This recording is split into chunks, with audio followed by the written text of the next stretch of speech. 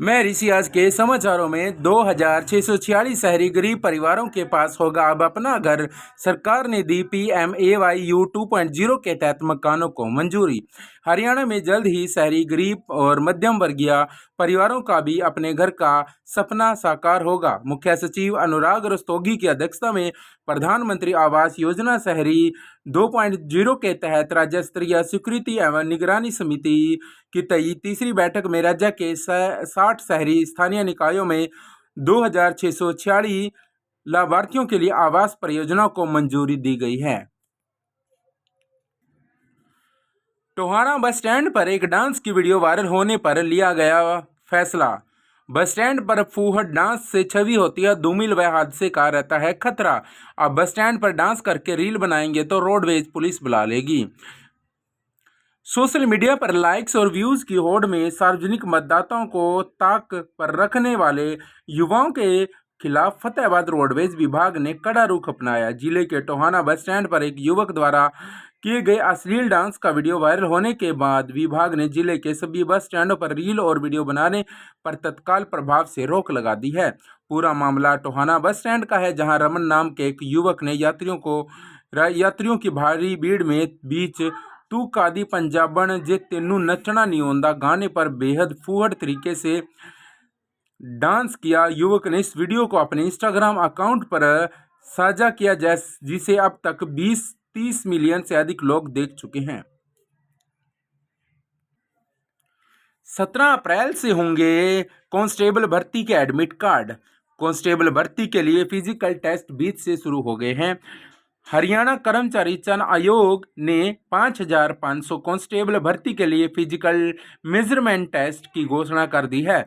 यह प्रक्रिया 20 अप्रैल से पंचकुला के ताऊ देवीलाल स्टेडियम में शुरू हो रही है। एडमिट कार्ड 17 अप्रैल को जारी किए जाएंगे।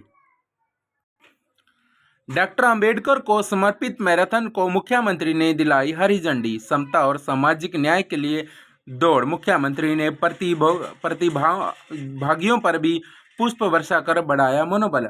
हरियाणा के मुख्यमंत्री नायब सिंह सैनी ने आज यवनिक पार्क सेक्टर 5 में भारत रत्न बाबा साहब भीमराव अंबेडकर को समर्पित समता मैराथन को झंडी दिखाकर रवाना किया। उन्होंने कहा कि यह दौड़ सामाजिक न्याय, समानता और अधिकारों के प्रति हमारी अटूट प्रतिबद्धता का प्रतीक है। अब लोकसभा सीटें बढ़ाकर 850 करने का प्रयास। केंद्र सरकार ने लोकसभा की कुल सीटों को 543 से बढ़ाकर 850 करने का प्रस्ताव रखा है। इसका ड्राफ्ट बिल सांसदों के पास शेयर किया है। प्रस्ताव के मुताबिक 850 में से 815 सीटें राज्यों को और 35 सीटें केंद्र शासित प्रदेशों को दी जाएंगी। सरकार इस बदलाव के लिए संविधान संशोधन की तैयारी में है। 2029 से होगा लागू महिलाओं को 33% आरक्षण।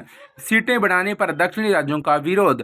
815 सीटें राज्य और 35 सीटें केंद्र शासित प्रदेशों को दी जाएंगी। अमरावती में शुरू हुए 2 क्वांटम कंप्यूटर अगले 2 साल में ऐसे 100 बनाने का है लक्ष्य।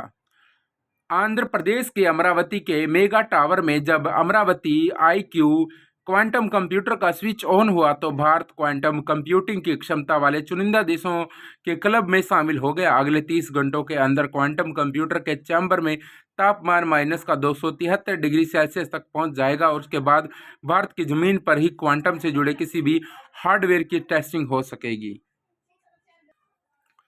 अंबेडकर ने कहा था, पढ़ो, एक हो जाओ और संघर्ष करो, CM ने बयान दिया। CM नायब सिंह सैनी ने कहा कि डॉक्टर अंबेडकर ने भूली भटकी मानवता को जीवन का सच्चा रास्ता दिखाया था। ऐसे में उनकी विरासत को संभालने व सहेजने की जिम्मेदारी हम सब की है। CM पंचकुला में अंबेडकर जयंती पर समारोह को संबोधित कर रहे थे। CM ने कहा कि अंबेडकर समाज के पिछड़ेपन को दूर करने को सबसे कारगर उपाय शिक्षा को ही मानते हैं। केंद्र सरकार ने हरियाणा और पंजाब को दिया झटका। भाखड़ा व्यास प्रबंधन बोर्ड में अन्य राज्यों के अफसर भी बन सकेंगे बिजली सिंचाई सदस्य। केंद्र सरकार ने भाखड़ा व्यास प्रबंधन बोर्ड के 2 अहम पदों पर हरियाणा और पंजाब के वर्चस्व को खत्म कर दिया है। अब खुली भर्ती के नियम अधिसूचित किए गए हैं, जिसके बाद मेंबर पावर और मेंबर एरीगेशन हरियाणा पंजाब के अलावा अन्य राज्यों के अधिकारी भी बन सकेंगे। 162 अनुबंधित प्राध्यापक सरप्लस घोषित नहीं हटेंगे, हटाए शिक्षकों को भी वापस ज्वाइन कराने के आदेश। कॉलेजों में नया शिक्षा सत्र शुरू होने से पहले सरकार ने बड़ा फैसला लिया है। कॉलेजों में सरप्लस हुए शिक्षकों को हटाने पर सरकार ने रोक लगा दी है। इस संबंध में उच्चतर शिक्षा विभाग की ओर से सभी कॉलेजों को आदेश पत्र जारी कर दिए हैं। कॉलेज प्राध्यापकों की नई नियुक्तियों और वर्कलोड न होने के कारण प्रदेश भर के राज्य के कॉलेजों में 162 प्राध्यापक सरप्लस हो गए हैं। ऐसे में उन्हें हटाने की प्रक्रिया शुरू कर दी गई थी। अब नए फैसले से राहत मिली। आंगनबाड़ी से बांटी चॉकलेट में निकले कीड़े, खरखोदा ब्लॉक में पहुंची थी एक्सपायरी डेट की 78,912 चॉकलेट। सोनीपत में खरखोदा ब्लॉक के आंगनबाड़ी केंद्रों के जरिए गर्भवती महिलाओं और बच्चों को वितरित की जा रही थी प्रोटीन मिल्क चॉकलेट में कीड़े मिले हैं। सैदपुर में एक परिवार को 5 दिन पहले 12 चॉकलेट दी गई थी। महिला ने खाने के लिए चॉकलेट खोली तो उसमें कीड़े निकले। इसके बाद बच्चों ने और पैकेट खोले तो उसमें भी कीड़े निकले। चॉकलेट के पैकेट पर मैन्युफैक्चरिंग डेट जनवरी 2026 और एक्सपायरी डेट 25 अप्रैल 2026 दर्ज की गई है। इससे वितरण प्रणाली पर संदेह गहराया जा रहा है। प्रदेश में 17 और 18 अप्रैल को गरज व चमक के साथ बूंदाबांदी की संभावना।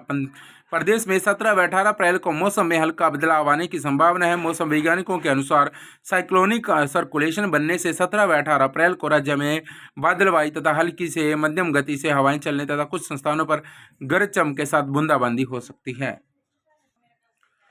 40% से ज्यादा अतिरिक्त वजन पर 4 गुना टोल लगेगा। सड़क परिवहन और राजमार्ग मंत्रालय ने ओवरलोड वाहनों पर टोल वसूली को सख्त करने के लिए नेशनल हाईवे फीस नियम में चौथा संशोधन 2026 अधिसूचित किया है। ये नए नियम बुधवार से लागू होंगे।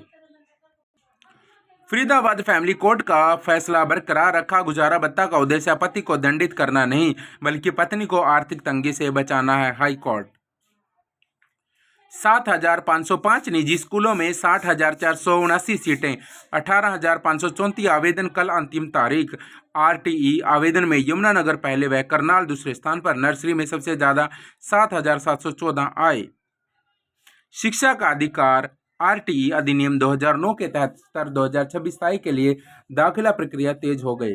प्रदेश भर में इस बार 7,505 निजी स्कूलों ने नर्सरी से ग्रेड 1 तक की एंट्री लेवल कक्षाओं में कुल 60,459 सीटें उपलब्ध कराई हैं। इनमें ग्रेड 1 में सबसे ज़्यादा 32,839 सीटें, नर्सरी में 23,000 और यूकेजी में 2,328 और एलकेजी में 1,324 सीटें शामिल हैं।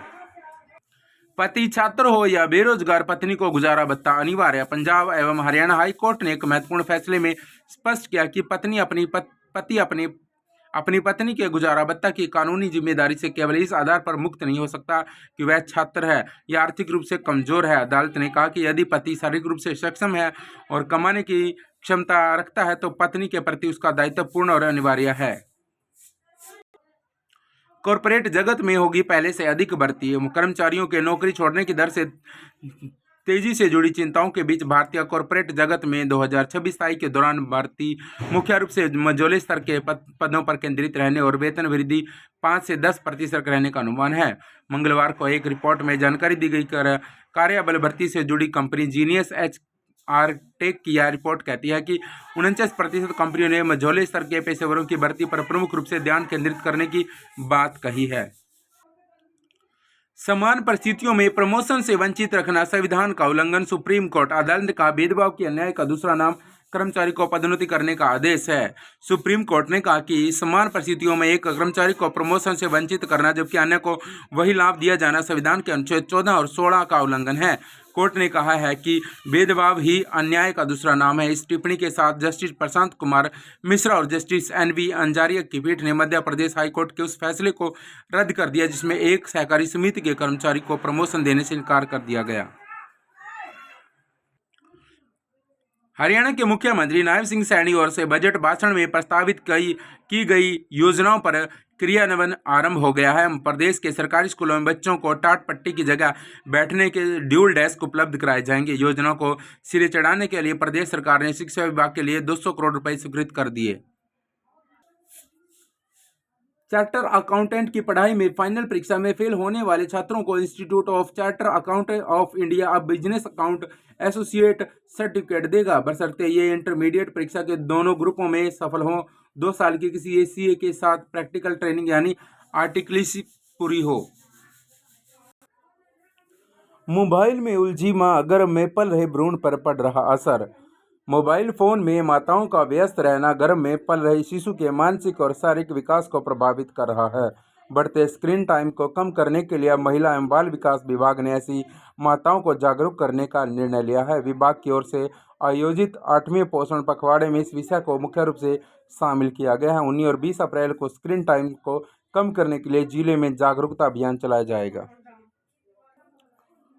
आज के समाचार यहीं तक, मिलेंगे जल्द नेक्स्ट अपडेट में। तब तक के लिए चैनल को लाइक सब्सक्राइब जरूर करें। जय हिंद।